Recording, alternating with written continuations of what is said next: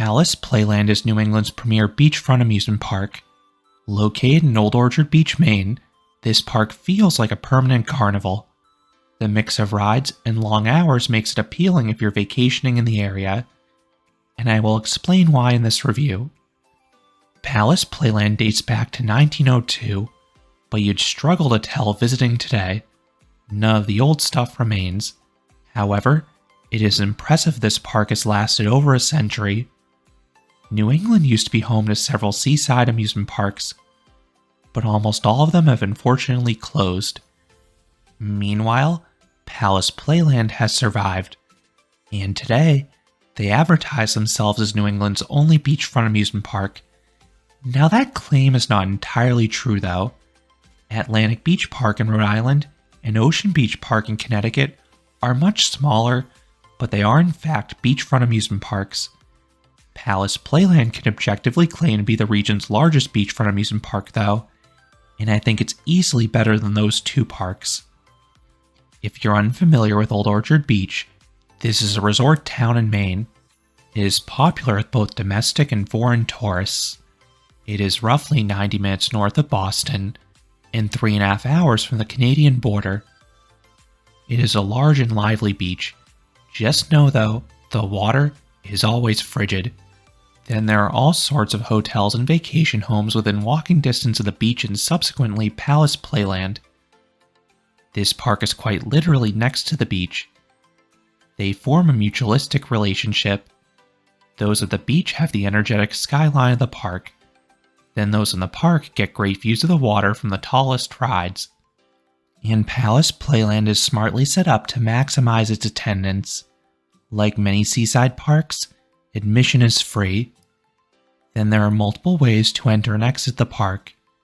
You can enter from the adjacent streets or the beach itself. The overall park setup is a tad strange though. The park is divided into two halves. The front half is a large arcade in the center. Then there's a strip of rides on both sides. To reach the back area, you have to cross an active roadway.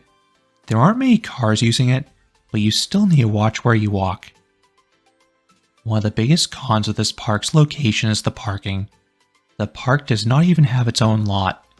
Unless you're staying at a nearby hotel, you have two viable options. Option 1 is street parking.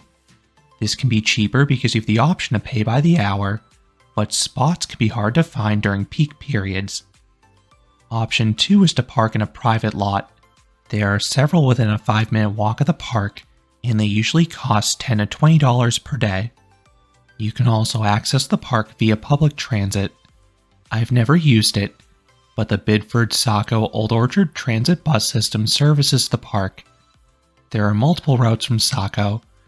This is the next town over, and a lot of people visiting Old Orchard Beach stay here. The hotels tend to be a bit larger. Since the bus is just $2 per person each way, it may be worth considering. Saco is also home to Funtown, U.S.A. If you're an amusement park fan such as myself, it is exceedingly easy to visit both Funtown and Palace Playland on the same day. Not only are they just 15 minutes apart, but the hours complement each other.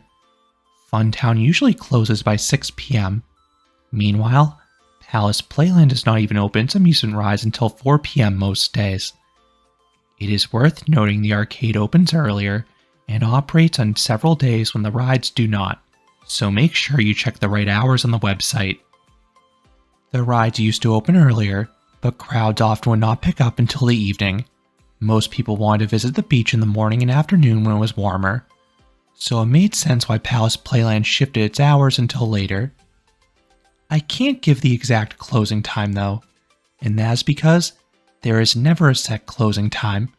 It is based purely around weather and attendance. The more people in the park, the later they stay open. If it's a poor beach day, i.e. cold and or rainy, the park is likely to close early if they even opened. As long as the weather is clear, the park is usually open until at least 10 p.m. On weekends, the park is often open until 11 or 12, and I've heard of them staying open until as late as 1 a.m. on particularly busy nights. When you see them shutter up the ticket booths, is a sign they're about to close. Now it's worth noting the back section almost always closes before the front half. This is because the front area is home to the arcade, which is the last thing to close. I strongly recommend visiting this park at night for 2 reasons. 1. Outside the arcade, this park is zero shade. That is a common issue with a lot of seaside parks, but you can avoid this by waiting until the sun sets. 2. This park has a much stronger atmosphere at night. Many rides, particularly the newer ones, have vibrant lighting packages, and since rides are closely packed together, there is so much kinetic energy. This park feels like a carnival, albeit one that is fresher and a nicer location. There is absolutely no landscaping, nor theming. The park is pretty bare bones. Almost all available space goes to rides. Heck, most of them don't even have queue lines. For many, you just walk up and board straight from the midway. That leads into one of the best parts about this park, the wait times, or lack thereof. Almost every ride is a walk-on most days, even on a bustling weekend. You can ride a lot in a short amount of time. The 2 most popular rides are Kraken and Sea Viper. Both of these have formal queues, but even if they're full, they only take 15 minutes max. Operations here are fast. Staff members work quickly to load and dispatch everything. This is because many guests choose to pay per ride, so the more times a ride cycles, the more revenue it generates. For many years, this park used a ticket system. They recently switched over to a credit system. Instead of having physical paper tickets, you have a plastic card. The benefit to this is that it's just one item to hold. It also works for both rides and arcade games. But this makes the ride values a bit wonky. Most arcade games cost 1 to 4 credits. Meanwhile, rides, which are worth considerably more, cost between 16 and 36 credits each. Back when the park used tickets, rides cost 2 to 5 tickets each. This was easy to manage and calculate. It is a lot harder to calculate the credits needed when rides have larger and much more awkward point values. Credits can be purchased at ticket booths or self-serve machines. The more you spend, the less each credit will cost. There are multiple packages, or you can purchase single credits as needed. You can share the card between multiple people. The lowest package gives you 210 credits for $50. This gets you 13 kiddie rides, or 6 to 9 adult rides, depending upon which ones you choose. Therefore, if you want to ride a lot, go with the all-day wristband. This is priced around $50. With the park's compact nature and minimal lines, it is very easy to ride 8 or 10 rides per hour. Now let's run through the ride lineup. This park has nearly 30 different rides, and that has been the case for the past 2 decades. While this park frequently adds new attractions, they are fully developed. This means they have to remove something to add something new. Sometimes, this is an entirely new attraction. Other times, they will replace an older ride with a newer version of the exact same ride. Another quirk with this park is they will frequently move rides around to maximize their space. For example, I have seen their tilt-a-whirl in at least 3 different locations. The park currently has 2 different roller coasters. Sea Viper is Maine's largest steel coaster, and it looks great on the back of the midway. This is a rare full-size coaster from Preston and Barbieri. This coaster looks janky, but it's actually reasonably smooth. There are a series of swooping drops that offer a nice whip in the back. Then the valleys are compact and offer decent positive Gs. This replaced the park's old Galaxy coaster, and it was a huge upgrade. If you want more in-depth thoughts about this attraction, I have a separate review already published to the channel. The smaller coaster is an SPF Visa spinner named Wipeout. This is an enjoyable ride for kids and adults. It has the heightened speed of a kiddie coaster, but the rotation adds a smidge of thrills.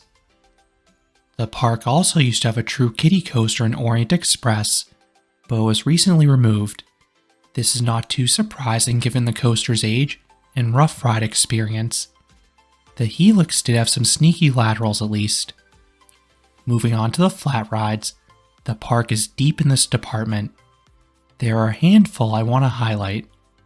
Kraken is an inverting frisbee from Technical Park. This has a dreadfully short cycle, but it is a powerhouse. You only get 2 full revolutions, but those offer incredible hang time. This is complemented by some beyond vertical swings offering super sustained lifter air time. Then the down swings juxtapose those negative Gs with crushing positive Gs. This replaced the park's former non-inverting frisbee and adrenaline. Power Surge is an inverting flat ride from Zamperla. You have several axes of motion, resulting in a chaotic and disorienting ride experience. I frequently get hang time filled flips over the top, followed by some aggressive rocking. Now unfortunately, this ride was recently spotted for sale, so it may be removed in the near future. Electra Wheel is the park's most scenic attraction. This is a 7-story tall chance Ferris wheel allowing you to see for miles in each direction. Drop Zone is an SPF Visa drop tower. It is not super tall, but it's tall enough to offer great views of the water. Then the drops offer a tummy tickling sensation, and you are hoisted to the top 5 different times, so you get a much longer cycle than larger drop towers. Dodge 'em is a set of bumper cars. The cars have decent speed and power, but this one is notable for not having a center divider like so many installations in the US. If you visit on a busy weekend, this can get quite rowdy, especially if people start performing head-on collisions. This park also has a respectable mix of spinning rides. These all tend to have long cycles. The best of the bunch is Hyper Jump, a techno jump style ride from Preston. While it does not offer airtime, the ride is dynamic. It travels both forwards and backwards, while aggressively yanking you up and down. This park used to have some water rides, but they have since been removed. They used to have a portable log flume and even a giant water slide tower, but these have since been removed for some additional flat rides. This park does not have any true dark rides, but they do have the Grand Orient Funhouse. This used to be a fine walkthrough, but a majority of the gags have been broken in recent years, so this definitely is not worth the price in its current form if you're paying per ride. Kids will find roughly a dozen attractions specifically for them.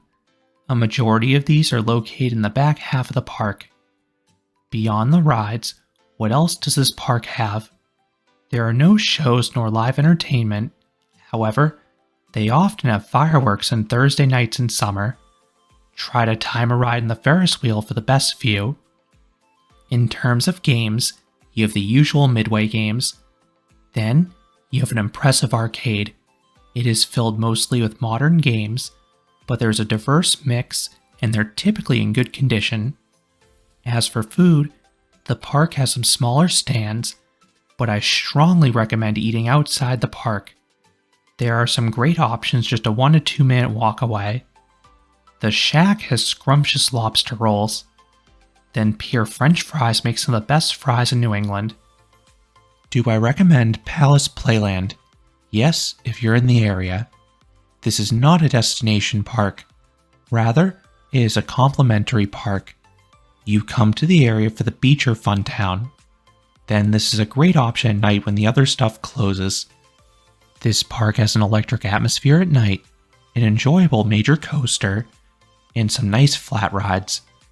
Palace Playland does not need a full day. I typically spend 2 to 3 hours here and feel fulfilled. It has enough time to ride most flat rides and see Viper a few times. Add some additional time if you want to explore the arcade. If you only want to ride the coasters and leave, you probably only need a half-hour max. Those are my thoughts on Palace Playland, New England's best remaining beachfront amusement park.